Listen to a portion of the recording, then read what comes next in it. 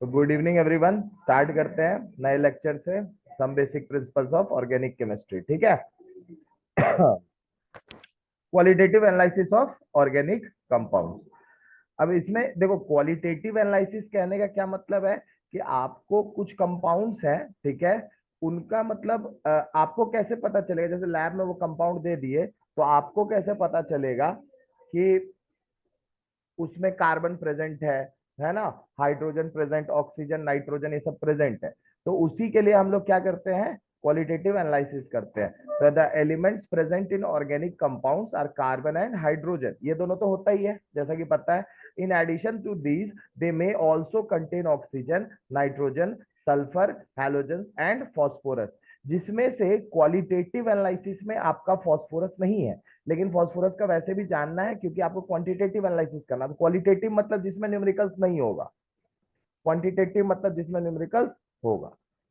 समझ में आ गया। और दोनों एनालिसिस करना है, तो सबसे पहले क्वालिटेटिव एनालिसिस है। सबसे पहले क्या है, क्वालिटेटिव एनालिसिस। तो क्वालिटेटिव एनालिसिस में जो आपका पहला है वो है detection of carbon and hydrogen. पहला कौन सा है, detection of carbon and hydrogen. अच्छे से समझना, बहुत सिंपल सा टॉपिक है, ठीक है। इसको हाँ, न्यूमेरिकल्स आएगा वो बस देख लेना अच्छे से, ठीक है।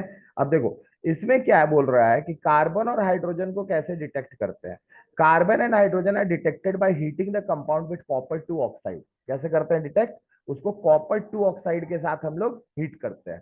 Carbon present in the compound is oxidise to carbon dioxide, tested with lime water. Lime water milky हो जाएगा तो मतलब कार्बन डाइऑक्साइड आपका है, ठीक है। Which develops turbidity, lime water क्या हो जाता है, मिल्की, जब कार्बन डाइऑक्साइड को पास कराते हैं लाइम वाटर से, ठीक है। And hydrogen to water, hydrogen किस में कन्वर्ट हो जाएगा कंपाउंड का, वाटर में। और उसको टेस्ट कैसे करते हैं, with anhydrous copper sulphate. Anhydrous copper sulphate का कलर कैसा होता है, ब्लू, सॉरी व्हाइट। कैसा होता है, व्हाइट होता है। नॉर्मल सा बात है, अगर इसको पानी में मिला दोगे तो ये कैसा कलर हो जाएगा, ब्लू हो जाएगा। तो ये तो जो है ना, नॉर्मल जो चीज आपका वाटर है उसको अगर एनहाइड्रस कॉपर सल्फेट में मिलाएंगे तो ब्लू कलर में बदल जाएगा, ठीक है। तो एनहाइड्रस जो है कॉपर सल्फेट, इसका कलर व्हाइट होता है, और इसको वाटर में मिलाने पे कैसा कलर हो जाता है, ब्लू कलर का सॉल्यूशन मिल जाता है, ठीक है। तो देखो यहाँ पे रिएक्शन दिया, रिएक्शन इंपॉर्टेंट है। कार्बन को किससे रिएक्ट किए, कॉपर टू ऑक्साइड से। किससे रिएक्ट किए, कॉपर टू ऑक्साइड से। क्या बना, कॉपर एंड CO2। CO2 अगर फॉर्मेशन हो रहा है, इसका मतलब उस पर्टिकुलर कंपाउंड में कार्बन है। कोई दिक्कत, अगर मान लेते हैं CO2 का फॉर्मेशन हो रहा है तो उस पर्टिकुलर कंपाउंड में आपका कार्बन है, और नहीं तो फिर कार्बन नहीं है, ठीक है। अगर मान लो इसी तरह हाइड्रोजन को हम लोग कॉपर ऑक्साइड के साथ रिएक्ट कराए तो क्या बना, कॉपर और H2O। कहने का मतलब है कि जो भी आप हाइड्रोकार्बन लिए होगे उसमें कार्बन और हाइड्रोजन दोनों होगा, ठीक है। उसमें कार्बन हाइड्रोजन क्या होगा, दोनों होगा। तो कार्बन रिएक्ट हुआ तो CO2 बना, और हाइड्रोजन CO के साथ रिएक्ट कर क्या बना, H2O। इसको पता कर लेंगे लाइम वाटर से पास करा के, और इसको एनहाइड्रस कॉपर सल्फेट के साथ नीचे में मिला देंगे तो क्या बन जाएगा आपका, H2O। नीचे वाला रिएक्शन जो दिया है ये बेसिकली कार्बन डाइऑक्साइड को लाइम वाटर के साथ पास कराने से जो रिएक्शन हो रहा है वही दिया हुआ है। कोई दिक्कत, ठीक है। तो लाइम वाटर से पास कराते हो जनरली क्या हो जाता है, मिल्की कलर का हो जाता है, ठीक है। कैल्शियम कार्बोनेट वैसे फॉर्म होता है उसका प्लस H2O। कोई दिक्कत, क्लियर हो गया। हाँ, रिएक्शन पूछेगा, ये पूछेगा तुमसे कि कार्बन और हाइड्रोजन को हम कैसे डिटेक्ट कर सकते हैं। तो कुछ नहीं है, सिंपल आंसर लिखना है कि उसको कॉपर टू ऑक्साइड के साथ रिएक्ट करा देंगे। रिएक्ट कराने पे अगर जो गैस इवॉल्व होगा, अगर वो लाइम वाटर में मिल्की कर देगा, इसका मतलब कार्बन प्रेजेंट था। दूसरा दूसरा कंपाउंड जो फॉर्म होगा, अगर मान लो कुछ वाटर फॉर्म हुआ है तो वाटर कैसे चेक करोगे, एनहाइड्रस कॉपर सल्फेट को उसमें मिला दोगे, अगर सॉल्यूशन ब्लू कलर का हो जाएगा तो मतलब वो हाइड्रोजन है। तो कार्बन और हाइड्रोजन को हम लोग इस तरीके से डिटेक्ट करते हैं। तीसरा काम, अभी खाली detection of carbon and hydrogen. अच्छा ये वाला, ये तो कार्बन डाइऑक्साइड, ये कान कहाँ बेच देते हो क्या, सुनते नहीं हो, कितना अच्छा से बोले कि कार्बन डाइऑक्साइड को लाइम वाटर के थ्रू पास कराएंगे तो बन रहा है। ये वही गजब आदमी हो यार, अभी तुरंत टेस्ट बोल रहे, लाइम वाटर है, ठीक है। और कार्बन डाइऑक्साइड को गैस को इसके थ्रू पास कराए तो CaCO3 बन गया, ठीक है, प्रेसिपिटेट के फॉर्म में। और यही क्या होता है आपका, मिल्की, मिल्की कलर का होता है ना मिल्की, या फिर टर्बिड कर देता है, क्या कर देता है, टर्बिड कर देता है। टर्बिड क्यों हो जाता है, टर्बिड हो जाता है ड्यू टू द, क्योंकि ये प्रेसिपिटेट की तरह फॉर्म होता है, तो मतलब डिजोल्व नहीं होता है, तो इसलिए आपका क्या बन जाता है, CaCO3, है ना। मतलब आपको टर्बिड दिखता है, सॉल्यूशन कैसा दिखता है, टर्बिड मतलब, हाँ टोन मतलब क्या थोड़ा गाढ़ा टाइप का, गाढ़ा उजला मिल्की टाइप का, उस तरीके से बोल सकते हो, ठीक है ना? कोई दिक्कत, समझ में आ गया? कोई डाउट है? नहीं ना, यहाँ तक क्लियर है? अच्छा अब दूसरा चीज का डेटा, अच्छा ये याद रखना कि ये रिएक्शन सिर्फ क्वालिटेटिव एनालिसिस के लिए है। मतलब कहने का मतलब इसका क्वांटिटेटिव एनालिसिस तुम लोग को नहीं करना, इससे न्यूमेरिकल्स नहीं आएगा। न्यूमेरिकल्स दूसरे पर्टिकुलर चीज से आएगा। न्यूमेरिकल्स किससे आएगा? दूसरे पर्टिकुलर चीज से आएगा, ठीक है? चलिए अब दूसरा और कौन सा एलिमेंट आपको करना है, तो आप लोगों को कार्बन हाइड्रोजन बता दिए, अब इसमें ऑक्सीजन का भी पता करना है, तो ऑक्सीजन वाला रिएक्शन देखते हैं, ठीक है?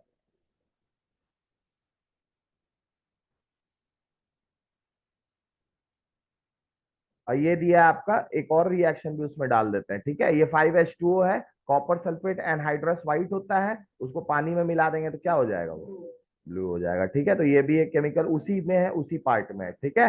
कोई दिक्कत? तो 5H2O CuSO4 anhydrous white colour का होगा, बाद में फिर वो क्या बन जाएगा? ब्लू कलर का सॉल्यूशन में कन्वर्ट हो जाएगा। हाँ ठीक है, क्या चीज हो गया? बोलो।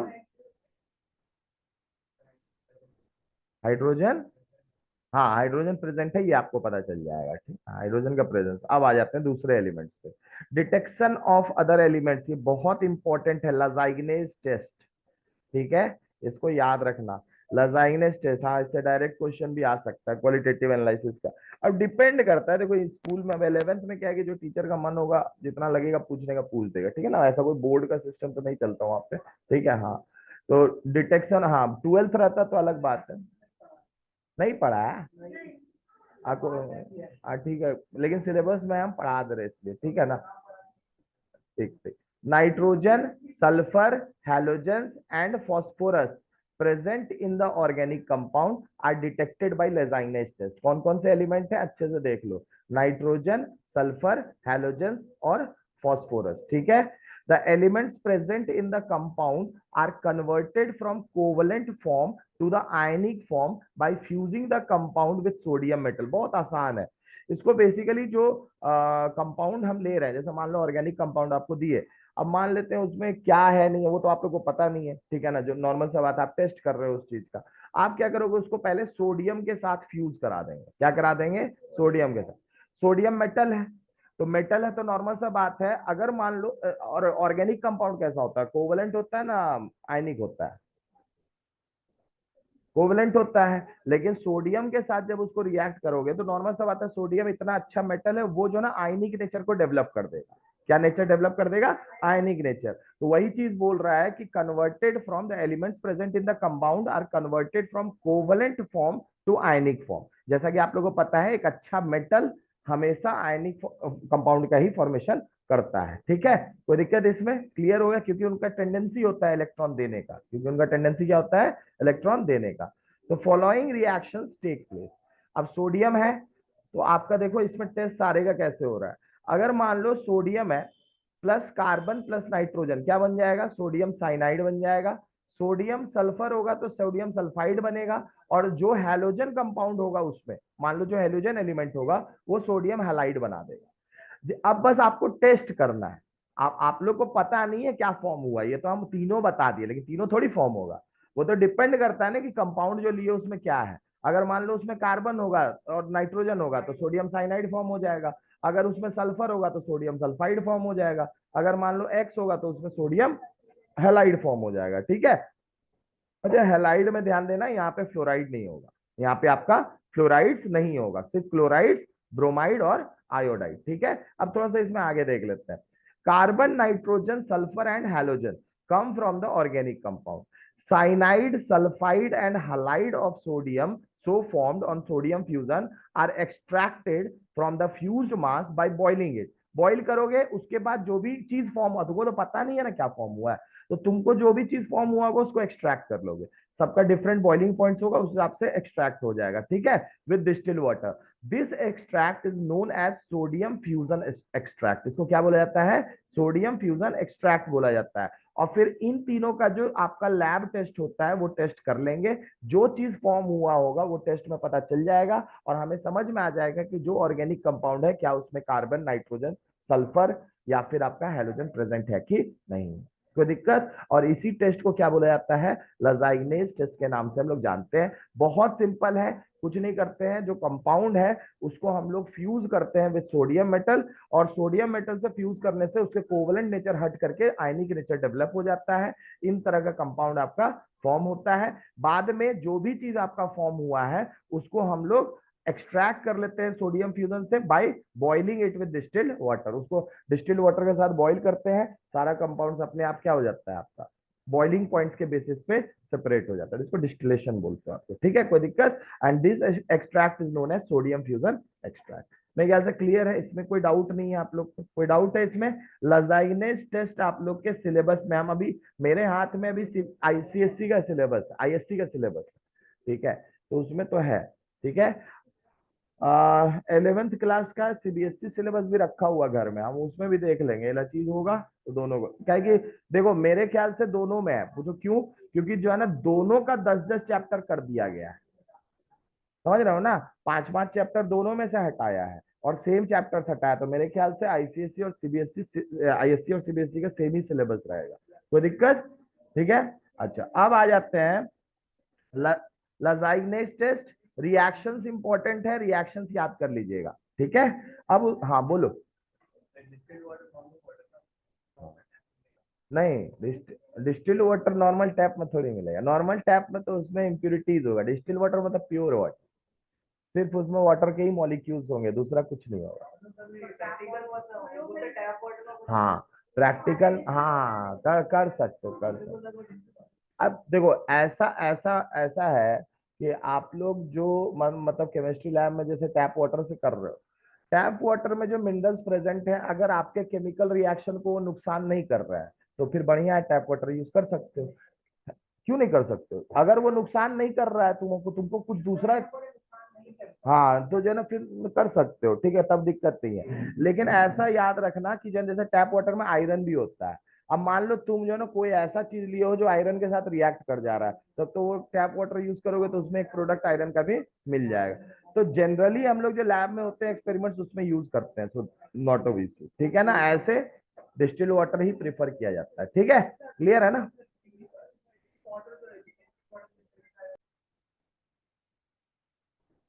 ओके, तो नेक्स्ट आपका है,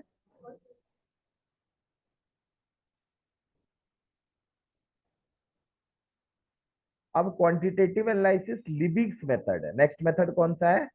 लिबिग्स। तो नेक्स्ट है आपका, अब देखो इसी में है, ठीक है, सेम में आपका जा रहे हैं लजाइगनेस टेस्ट में। सबसे पहले नाइट्रोजन का बहुत इंपॉर्टेंट है, याद रखिएगा, ये वाला केमिस्ट्री लैब में भी करवाया जाता है, मतलब अब होगा लैब तब करवाया जाएगा। ठीक है, लैब होगा तो करवाया जाएगा। चलिए अब देखिए, सोडियम फ्यूजन, देखो नाइट्रोजन का टेस्ट, जो अब सोडियम फ्यूजन एक्सट्रैक्ट मिला था is boiled with iron 2 sulphate, किसके साथ उसको करेंगे?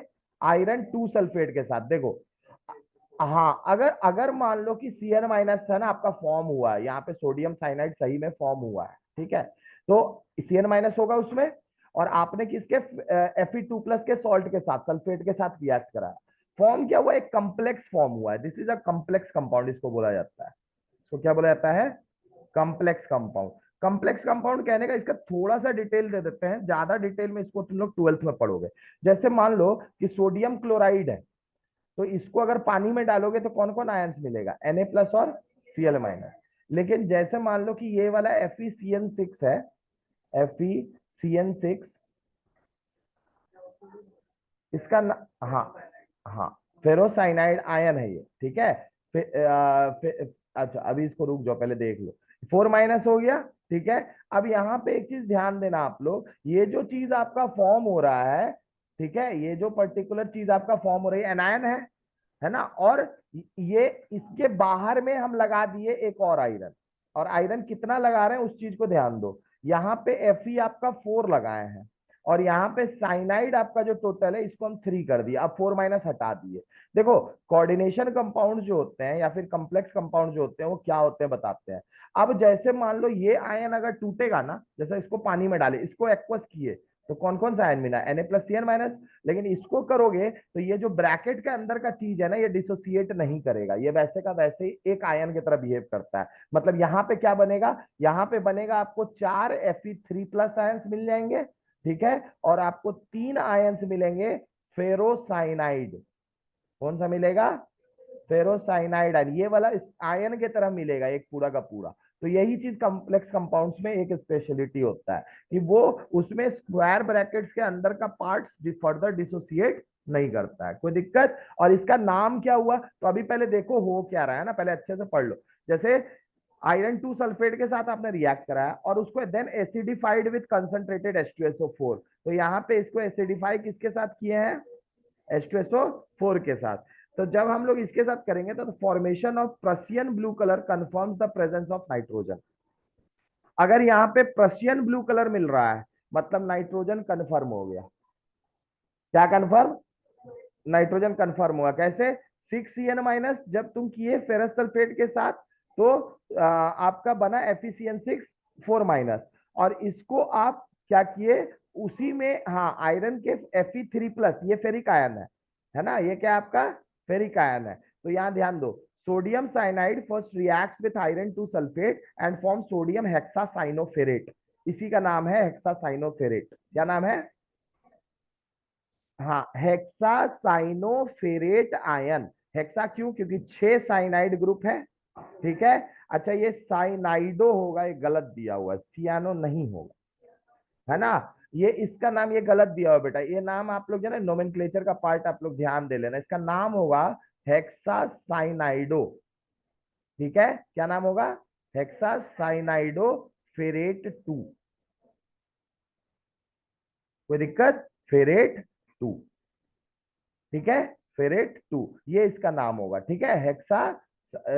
हेक्सा हो गया, ये हेक्सा साइनाइडो 6 Cn के लिए, और फेरेट हो गया क्योंकि ये एनायन है इसलिए बाद में फेरेट लिख रहे हैं, कोई दिक्कत। और सोडियम, सोडियम कहां से आएगा, तो सोडियम ऑलरेडी साइनाइड में होगा। ये जो साइनाइड लिए थे ये बेसिकली क्या था, NaCN था ना, ये क्या था आपका NaCN था। तो सोडियम ऑलरेडी प्रेजेंट है, सोडियम कहीं गया नहीं है, तो ये जो कंपाउंड फॉर्म हुआ होगा पहले सोडियम का कंपाउंड होगा आयनिक, जो सोडियम क्लोराइड हुआ, उसी तरह सोडियम हेक्सासाइनोफेरेट, ठीक है। On heating with concentrated sulphuric acid some, देखो अब यहाँ पे बोलोगे सर H2SO4 का क्या यूज है ना, यहाँ पे क्यों एसिडिफाई कर रहा है ना, ये जरूरी है जान लो। एसिडिफिकेशन से कुछ Fe2+ आयंस Fe3+ आयंस में कन्वर्ट कर जाते हैं, कोई दिक्कत। तो यहाँ पे याद रखिएगा, on heating with concentrated sulphuric acid some iron 2 ions are oxidised to iron 3 ions which react with sodium hexacyanoferrate to produce iron 3 hexacyanoferrate to फेरीफेरोसाइनाइड। क्या नाम है, फेरीफेरोसाइनाइड। ये वाला जो ग्रुप आपका है ये वाला चीज है, ठीक है, कोई दिक्कत, क्लियर है, समझ में आ गया। और .XH2O यहाँ पे लिखा हुआ क्योंकि कितने वॉस्टर ऑफ क्रिस्टलाइजेशन से पता नहीं, लेकिन आपको कलर पता चल जाएगा।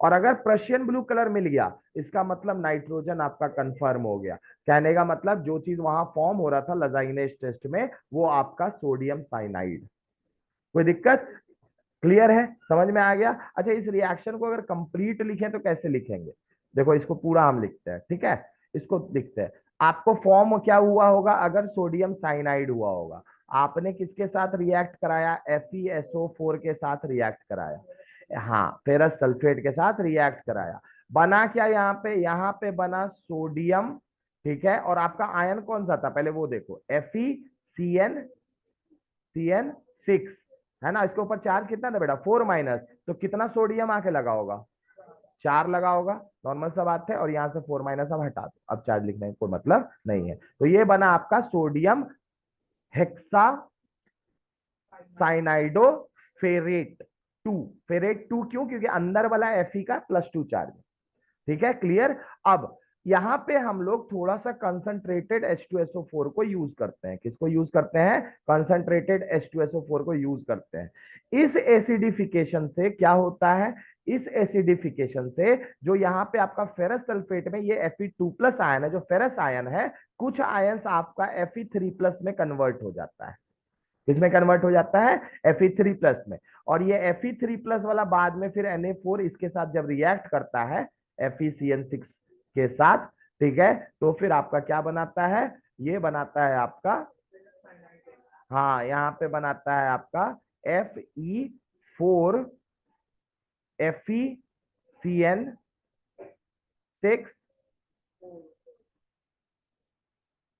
3, ठीक है। ये डॉट एक्स, इसमें कुछ वाटर ऑफ क्रिस्टलाइजेशन भी होंगे, इसमें कुछ वाटर ऑफ क्रिस्टलाइजेशन है। इसी का कलर है प्रशियन ब्लू, इसी का क्या कलर है आपका, प्रशियन ब्लू, ठीक है। और ये कलर मिल गया मतलब आपका नाइट्रोजन आपका कंफर्म हो गया। कोई दिक्कत, समझ में आ गया। अच्छा इसका नाम,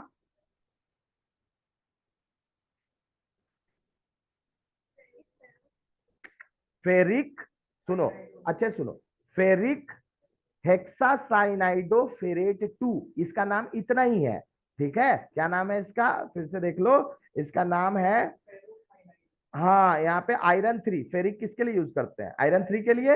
हेक्सासाइनाइडो होगा, ये गलत दिया हुआ बेटा, याद रखिएगा, साइनो नहीं होता है, क्लियर है, हाँ साइनाइडो होता है, क्या होता है आपका, साइनाइडो होता है, ठीक है। ये इस चीज को याद रखना है। एनाइनिक लिगेंड्स के केस में जैसे याद रखिएगा, जब कोऑर्डिनेशन कंपाउंड जैसे एनाइनिक लिगेंड होगा, एनायन होगा, तो क्लोराइड के जगह ई हट के ओ हो जाता है, तो क्या हो जाता है, क्लोराइडो। यही ऑर्गेनिक केमिस्ट्री में ये सियानो होगा, ऑर्गेनिक केमिस्ट्री में, हाँ है ना, सियानो होगा ये आपका ऑर्गेनिक केमिस्ट्री में, लेकिन यहाँ पे आपका सियानो नहीं होगा, साइनाइडो होगा, क्लियर है, कोई दिक्कत इसमें, समझ में आ गया। चलिए अब टेस्ट ऑफ आपका हो गया, नाइट्रोजन खत्म। अब दूसरा चीज क्या था, और क्या क्या चीज बना था, हेलोजन, माने कि सोडियम हैलाइड या फिर सोडियम सल्फाइड। तो अब सल्फर का पहले देख लो, अब आगे देखो। नेक्स्ट है test for sulphur. The sodium fusion extract is acidified with acetic acid, किसके साथ करते हैं, एसिटिक एसिड। देखो सल्फर का टेस्ट कैसे होगा, तो आपका नॉर्मल सा बात है, बना क्या होना चाहिए, हम लोग क्या सोच रहे हैं क्या बना होगा, सोडियम सल्फाइड बना होगा। लेजाइनेस टेस्ट में क्या बना होगा, सोडियम सल्फाइड बना होगा। अब मेरे को बस टेस्ट करना है कि सही में इसमें क्या है, सल्फर है, और ये सल्फाइड आयन है, बेसिकली कौन सा है, सल्फाइड आयन। तो आप इसको क्या करोगे कि एसिडिफाई करोगे with acetic acid and lead acetate is added to it. अब black precipitate of lead sulphide indicates the presence of sulphur. देखो बहुत सिंपल किया, सल्फाइड था, इसको लेड एसिटेट के साथ क्या किया हम लोग, रिएक्ट किए, ठीक है।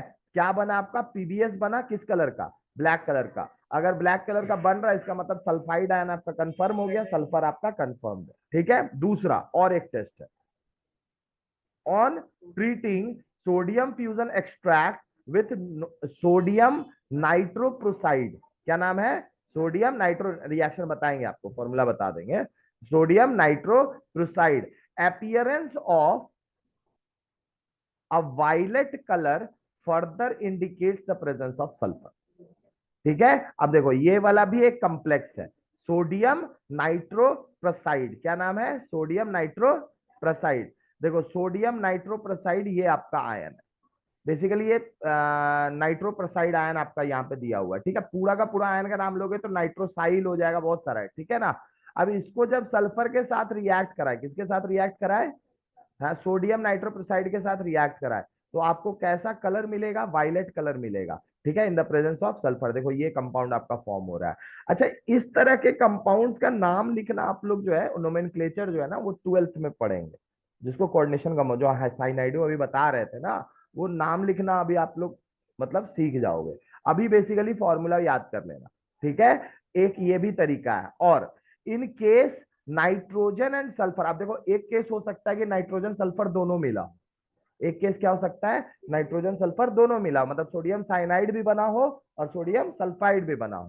तो इन केस नाइट्रोजन और sulphur both are present in an organic compound, sodium thiocyanate is form, क्या बनेगा, सोडियम थायोसाइनाइट, ठीक है।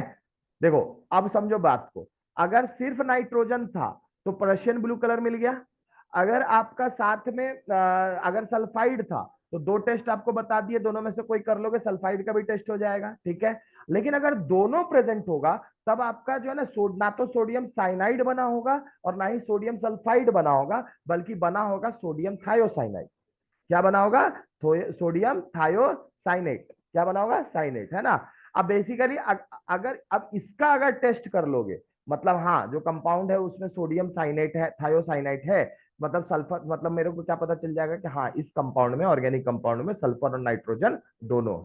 कोई दिक्कत? तो आप देखो, if sodium fusion is carried out with access of sodium, ठीक है, सोडियम फ्यूजन को किसके साथ रिएक्ट किया, एक्सेस ऑफ सोडियम में और डाल दिए, the thiocyanate decomposes to yield cyanide and sulphide, these ions give their usual test.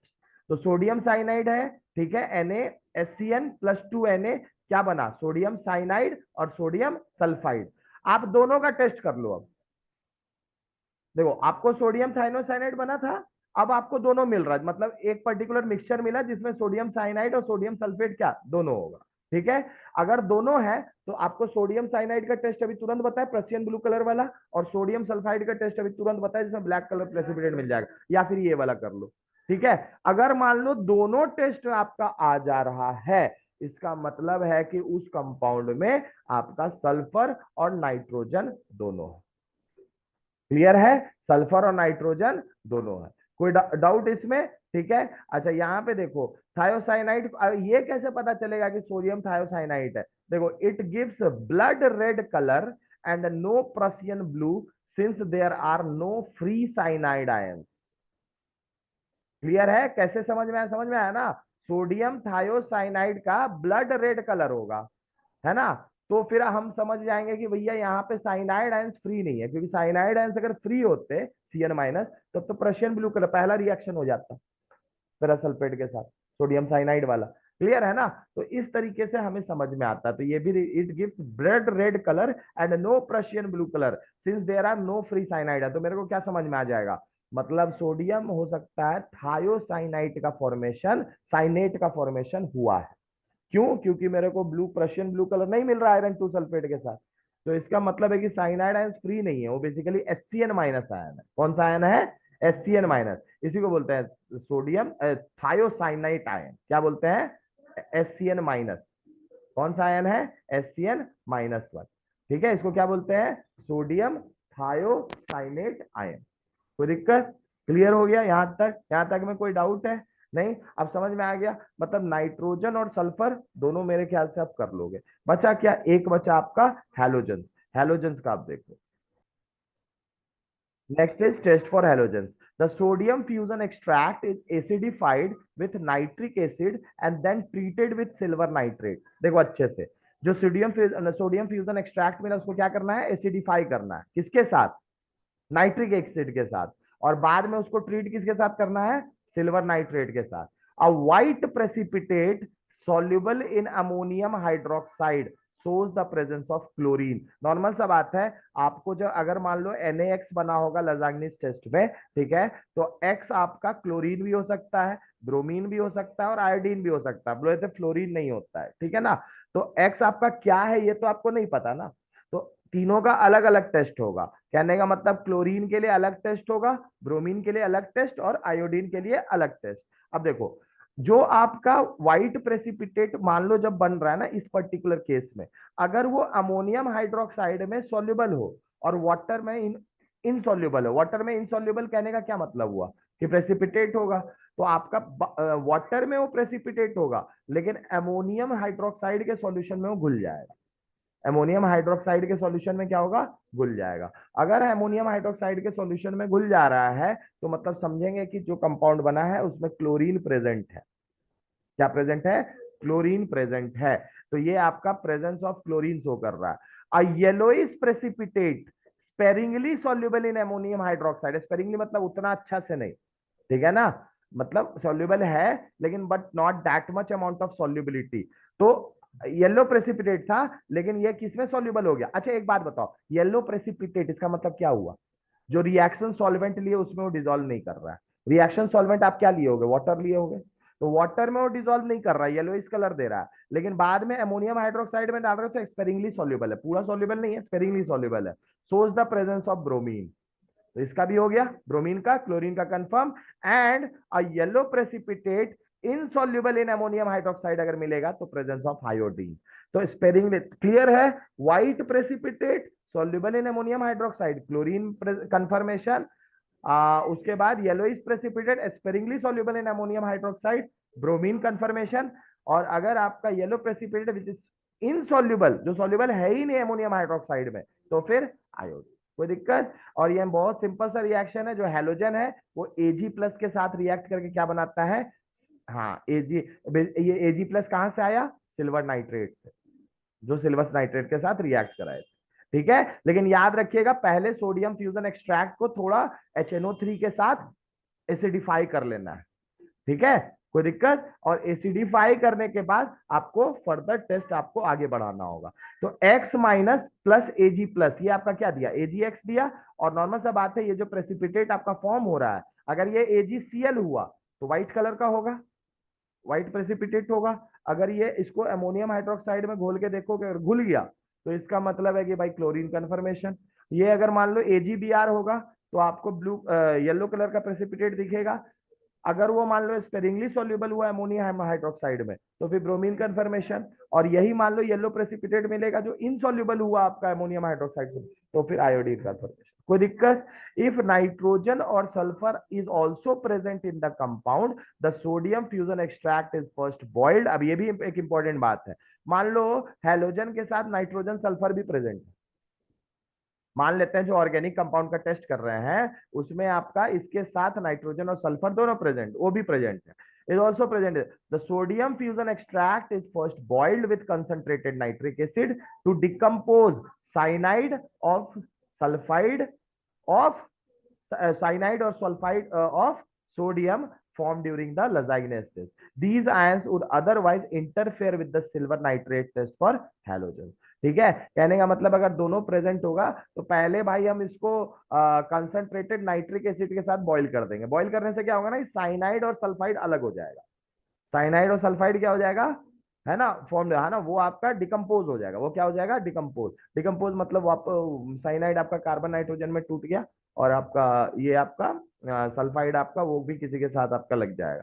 तो सल्फाइड ये जब ब्रेक कर जाता है ना सल्फाइड सोडियम का, तो मतलब सोडियम साइनाइड होगा तो Na+Cl- हट गया। ठीक है, अच्छा ऐसा क्यों कर रहे हैं? अगर इनको छोड़ दिया जाएगा तो these ions would otherwise interfere with the silver nitrate test for halogen, है ना, जो आपको फिर रिजल्ट गड़बड़ शो कर देगा। रिजल्ट क्या कर देगा? आपका गलत शो कर देगा। ठीक है, अब इसमें भी एक पर्टिकुलर पॉइंट पे ध्यान दे लेना है। ठीक है, आप लोग थोड़ा इसमें भी ध्यान देंगे।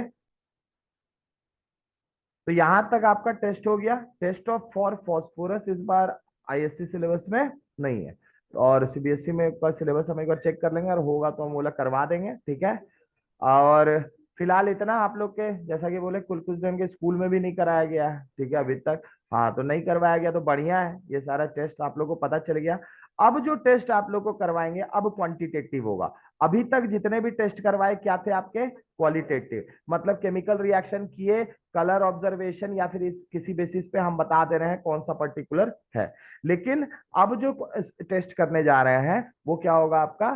क्वांटिटेटिव। और क्वांटिटेटिव में भी सबसे पहले आप लोग को कार्बन और हाइड्रोजन का ही टेस्ट करना है। ठीक है,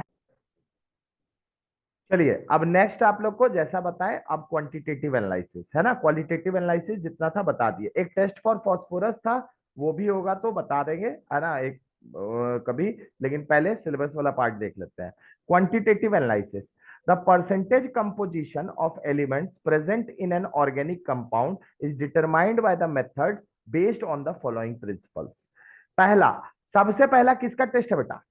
कार्बन और हाइड्रोजन का। मान लो कि ऐसा कोई कंपाउंड है जिसमें सिर्फ कार्बन और हाइड्रोजन है, तो एक जनरल फॉर्मूला आप इस हिसाब से बना सकते हो। इसको याद रख लेना, ऐसा कुछ नहीं है, ये अपने आप बनने वाला चीज है, अपने आप बना लेते हैं हम लोग। ठीक है, क्लियर है? कैसे बना लेते हैं? बहुत सिंपल है, इसको ऐसे करके समझ लो। मान लो CXHY है, अब प्लस आप इसका कंबशन किए, कंबशन में आपको बन रहा है CO2, अब प्लस बन रहा है वाटर। क्या बन रहा है? वाटर। ये पता है आप लोग को, किसी भी हाइड्रोकार्बन का कंबशन होगा तो यही दोनों बनेंगे, ये कंफर्म्ड है। ठीक है, अब यहाँ पे बैलेंसिंग कैसे करेंगे? बहुत सिंपल है। कार्बन कितना है? X, तो नॉर्मल सा बात है CO2 में कार्बन कितना होगा? X होगा। Very good. यहाँ हाइड्रोजन कितना है? Y, तो यहाँ पे आपका H2O कितना होगा? बोल सकते हो Y/2 मोल्स होगा। होगा तभी ना, Y मोल्स आपका हाइड्रोजन होगा। कोई दिक्कत है? और अगर तो फिर यहाँ ऑक्सीजन कितना हो गया बेटा? थोड़ा ध्यान दो तो। 2x प्लस y बाई 2 यही होगा, है ना। अगर मान लो हम 2 ले आए फ्रैक्शन में, है ना, नीचे, तो ये कितना हो जाएगा 4x प्लस y, है ना। तो ये आपका नॉर्मल सा बात है, इतना टाइम्स ये कितना ये क्या हुआ आपका ऑक्सीजन एटम, ये क्या हुआ आपका इतना ऑक्सीजन, इतना मोल ऑक्सीजन हुआ। अब एक बात बताइए, ऑक्सीजन कितना है, ऑलरेडी 2 दिख रहा ना, है ना, तो 2 मोल सोच लो, तो इतना मोल बोल रहा होना चाहिए। ठीक है, कितना मोल होना चाहिए, इतना मोल।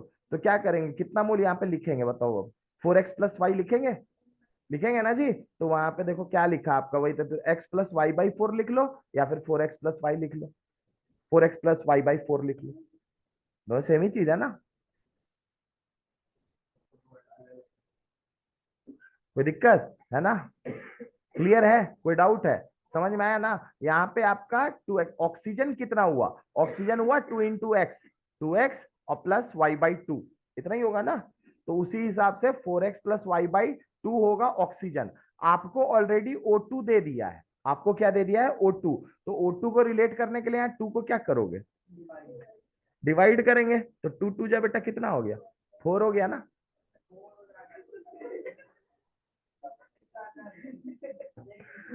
मैं मजाक हो गया, ठीक है।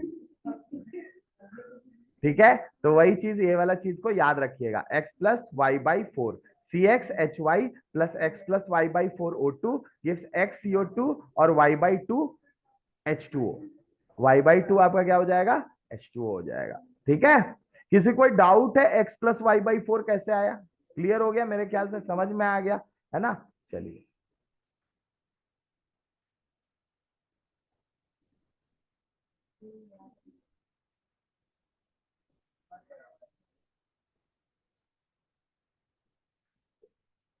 अब इसको हम लोग समझेंगे कि कैसे करेंगे। देखो, द मास ऑफ वाटर, यहाँ कर क्या रहे हैं, both carbon and hydrogen are estimated in one experiment.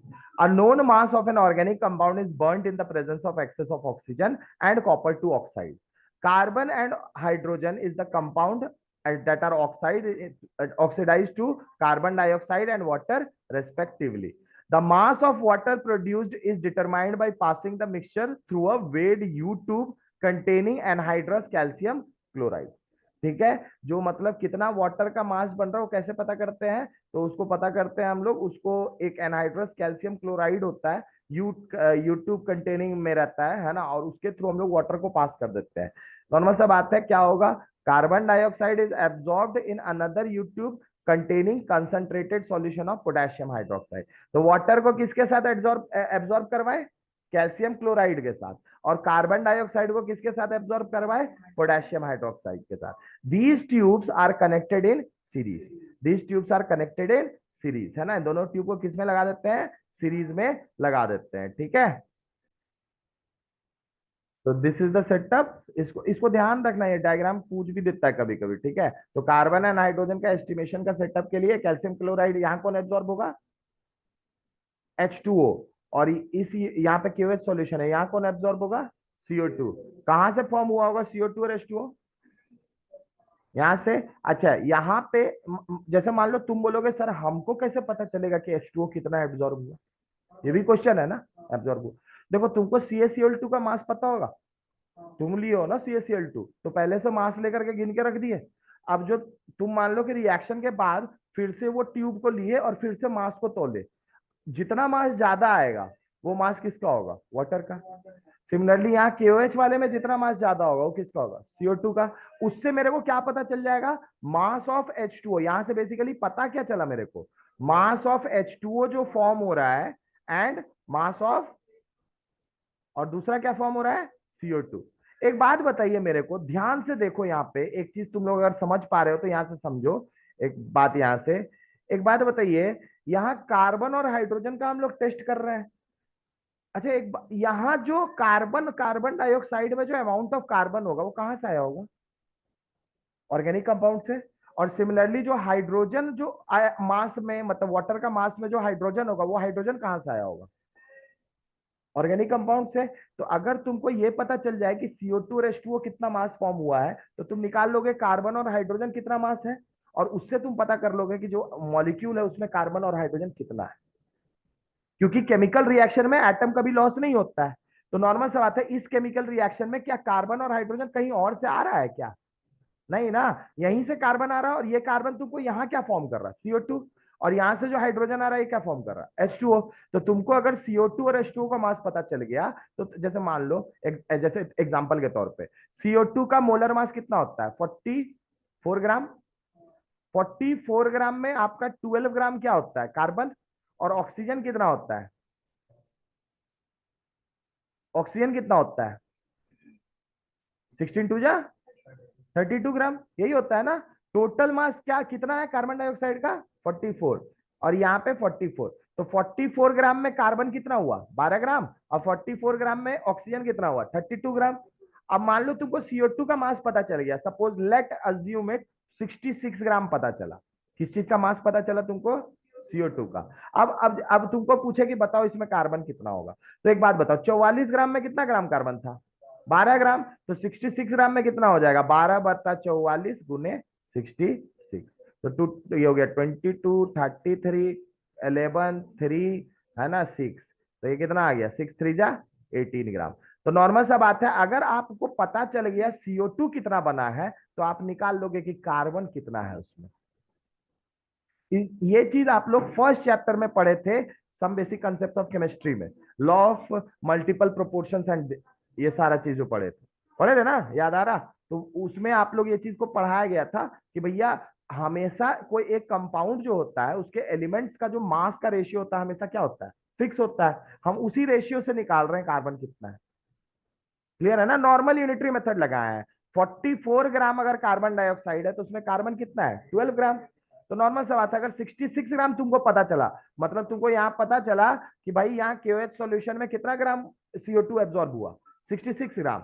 तो फिर जो है मेरा O2 कितना होगा, तो यूनिटरी मेथड लगा देंगे। मेरे को पता है 44 में कितना था, 12। तो 66 में हो जाएगा 12/44 इंटू 66। ये आप लोग यूनिटरी मेथड पढ़े होगे मेरे ख्याल से, ये सब तो जानते हो। आता उतना नहीं है बेटा, इसी में तो सब कंफ्यूज करता है, मूल कंसेप्ट का क्लियर ही नहीं होता है, सब क्वेश्चन तो इसी से आता है, ठीक है ना, यही पर्टिकुलर। तो लिविंग टेस्ट क्लियर है मेरे ख्याल से, कोई दिक्कत इसमें, कोई दिक्कत इसमें नहीं। ठीक है, तो एक क्वेश्चन आप लोग अब बना लो जल्दी से, ठीक है, एक क्वेश्चन कर लो।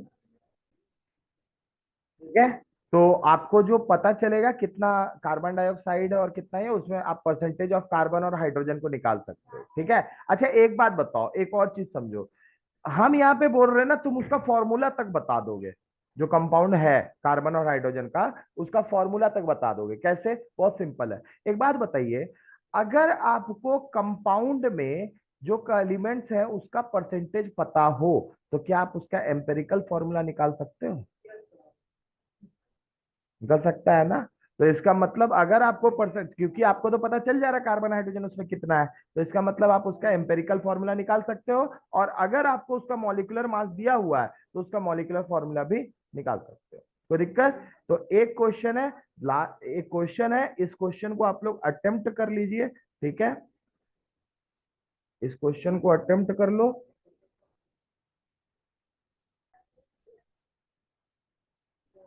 तो ये क्वेश्चन है आप लोग का, on complete combustion 0.246 gram of N organic compound gave 0.198 gram of carbon dioxide and 0.1014 gram of water. determine the percentage composition of carbon and hydrogen in the compound। Very simple, निकल जाएगा मेरे ख्याल से। अभी तुरंत ही तो बताया ना ये वाला फॉर्मूला, देखो कार्बन, जो मास आपको पता चला होगा कार्बन डाइऑक्साइड का, 12/44 इंटू दैट M2, वो निकल जाएगा CO2।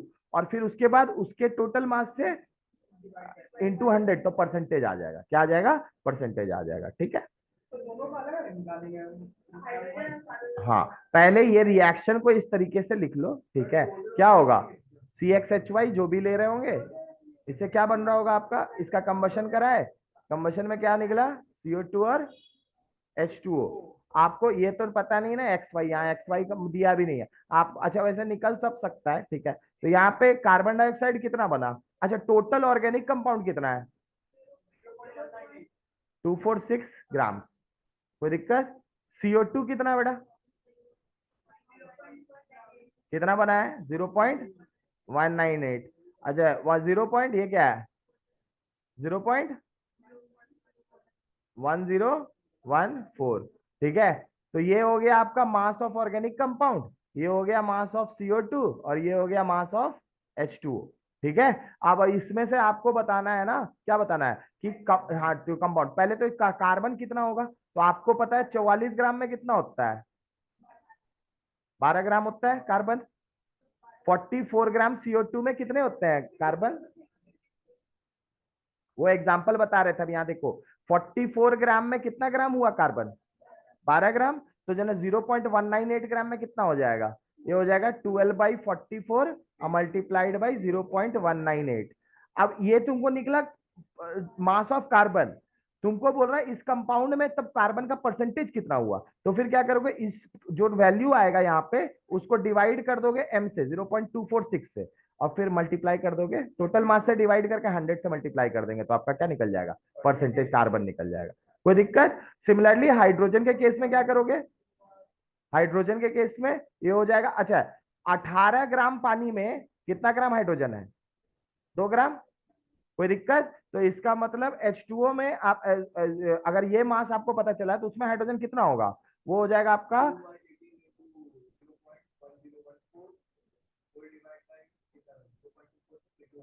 हाँ divided by, whole divided by 0.246 multiplied by 100। ठीक है, अब समझ में आया फॉर्मूला, क्लियर है ना? M2 आपका कार्बन डाइऑक्साइड का मास है, M कार्बन कंपाउंड का मास है, M1 हाइड्रोजन जो वाटर का मास है, और M आपका कार्बन कंपाउंड का मास है। तो ये आपका परसेंटेज दोनों निकल जाएगा, मेरे ख्याल से निकाल लोगे जल्दी से, है ना? ISC वालों के पास कैलकुलेटर होगा, जल्दी से बता दो तो परसेंटेज कितना है। मत यूज कर कैलकुलेटर, ऐसे ही बता ना, कौन सा बड़ा इसमें कैलकुलेशन है, बताओ बताओ, ले लो थोड़ा टाइम ले लो, 1 मिनट ले लो, बताओ जल्दी लेके। वैसे एनसी एक बात याद रखना, हाँ वैसे एक बात याद रखना, एनसीईआरटी कैलकुलेशन की मर्यादाओं को पार कर देता है। ठीक है, कहने का मतलब है आपको जानबूझ के लगेगा इतना बड़ा बड़ा नंबर आ जा रहा है, ये आ जा रहा है, अप्रोक्सीमेशन यूज करो। ठीक है, आप लोग लेकिन ये चेक करो कि आपका कंसेप्ट क्लियर है कि नहीं, ठीक है? और न्यूमेरिकल्स में टाइम लो, भाई तुमको सिर्फ टाइम नहीं लग रहा कैलकुलेट करने में, जो आदमी है सबको टाइम लग रहा है, ऐसा सोचो। हाँ कुछ लोग होंगे जो ओवर एक्सेप्शन वाले होंगे, वो करके रखे होंगे, लेकिन मेरे ख्याल से साइंस में या जो आप लोग मैथ पढ़ते हो इस दर में, उसमें जनरली आप लोग 30 तक का टेबल, है ना, जो आप लोग को पढ़ना है वो बता दे रहे हैं, ये याद रखो। 30 तक का टेबल याद कर लो, 20 तक का एडवांस टेबल ये याद रखना होगा। एडवांस टेबल मतलब हुआ 11 into 11 121, 11 into 12 132, 11 into 13 143, 11 into 14 154, 11 into 15 165। कहने का मतलब है 11 जा, 11 12 जा, 11 13 जा, ऐसे करके 20 तक, इसको एडवांस टेबल बोलते हैं। इसको क्या बोलते हैं, एडवांस टेबल। उसके बाद लॉग का वैल्यू 1 से लेके 10 तक याद रखो। यहाँ ये CBSE वालों को बोल रहे हैं, ये जरूरी है, क्योंकि आप लोग ICSE वाले तो ISC वाले कैलकुलेटर यूज कर लेंगे, CBSE वाले क्या यूज करोगे? ठीक है, तो तुम लोग को ज्यादा जरूरी है लॉग 1 से 10 तक का वैल्यू। उसके बाद कोसाइन और साइन एंगल्स कुछ इंपॉर्टेंट याद रखो, जैसे 37 डिग्री, 54 डिग्री, 18 डिग्री, है ना, ये सारा आप लोग थोड़ा ध्यान दो, क्योंकि ये सब पढ़ चुके हो। ठीक है ना, तो इन सब पे ध्यान देना है। स्क्वायर्स याद रखो, that is the important part. Squares कम से कम 30 तक, और क्यूब्स कम से कम 20 तक, अब टिल 30 स्क्वायर्स मतलब समझ रहे हो ना? 25 का होल स्क्वायर कितना होता है? 25 का होल स्क्वायर कितना होता है? 625। 24 का कितना होता है? नहीं बोल पाया ना, इसके पीछे कारण क्या बताते हैं। 25 का स्क्वायर जनरली हम लोग जब प्रैक्टिस करते थे, जब 10th तक के क्वेश्चन, तो बार बार आता था, तो वो याद हो गया। अब बाकी सब आया नहीं तो नहीं याद हुआ, लेकिन 11 12th में स्क्वायर्स आपको खतरनाक पूछो ना, 26 25 ये कॉमन होगा, तो 30 तक के स्क्वायर्स याद रखो। और क्या है, क्यूब्स कितना तक? 20 तक। अगर इतना चीज तुमको याद है ना सही में, तो फिर उसके बाद नहीं सब कैलकुलेशन ना बउआ जैसा लगेगा। कैसा लगेगा? हाँ छोटा बाबू जैसा लगेगा, है ना? अच्छा अच्छा ठीक है, ऐसे ऐसे तुरंत काटोगे इधर उधर, 10 का पावर तुरंत बता के निकल जाओगे। क्या चीज? 4.58% ये आया है। हाँ, वेरी गुड। तो percentage of hydrogen in organic compound कितना हो गया? कार्बन इन ऑर्गेनिक कंपाउंड कितना हो गया? हाँ, देखो मेन बात क्या है ना, आपको यहाँ देखो इस क्वेश्चन में आपको ये बोला कि कार्बन और हाइड्रोजन उसमें बन रहा, मतलब CO2H2O बन रहा है, लेकिन ये तो कहीं नहीं लिखा है ना कि सिर्फ उसमें कार्बन और हाइड्रोजन ही है। तो कहने का मतलब है कहीं कार्बन हाइड्रोजन की जगह दूसरा कंपाउंड भी तो हो सकता है, कुछ ए करके लिख लो, ए कुछ होगा, समझ लो। हाँ, अब देखो, अगर मान लो इसमें सिर्फ कार्बन और हाइड्रोजन होता, तब है ना, अगर ऐसे सोचो कि इसमें सिर्फ आपका क्या होता, कार्बन और हाइड्रोजन होता, तब तो नॉर्मल सा बात है, ये अगर आपका 4.58% निकला है तो 100 माइनस कर देंगे तो दूसरा वही होता, दो चीज होता तो। लेकिन हम यहाँ कह नहीं सकते, दूसरा चीज भी हो सकता है, इसीलिए वो भी निकालोगे। कितना आया वैल्यू, जल्दी से बताओ। दूसरा दूसरा, और अच्छा ये परसेंटेज ऑफ हाइड्रोजन था, सॉरी,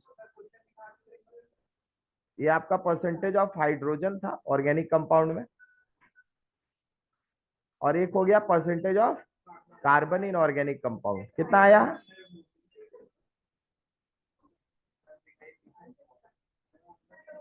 ऑर्गेनिक कंपाउंड, ये आपका हाइड्रोजन, कार्बन का ये वाला पार्ट,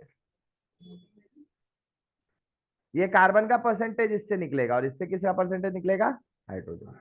बहुत सिंपल है एकदम, बता रहे हैं। इसके बाद का मेथड थोड़ा, जिंडाल मेथड जो आएगा ना अभी इसके बाद है, वो थोड़ा बड़ा न्यूमेरिकल्स होगा उस नाम ही से डर लग रहा ना। ठीक है ना, ये आप लोग बताओ, मेरे से पूछ रहे हो।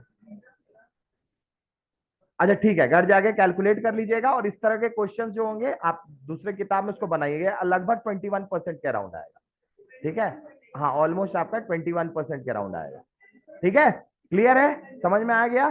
ठीक है, तो डन। आज जा करके यहां तक आज रहने देते हैं, लिबिग्स टेस्ट का क्वेश्चन जा करके बनाइए कार्बन हाइड्रोजन वाला, बाकी आप लोग को नेक्स्ट क्लास में कंटिन्यू करेंगे, दूसरा दूसरा और भी बताना है। ठीक है, थैंक यू एवरीवन।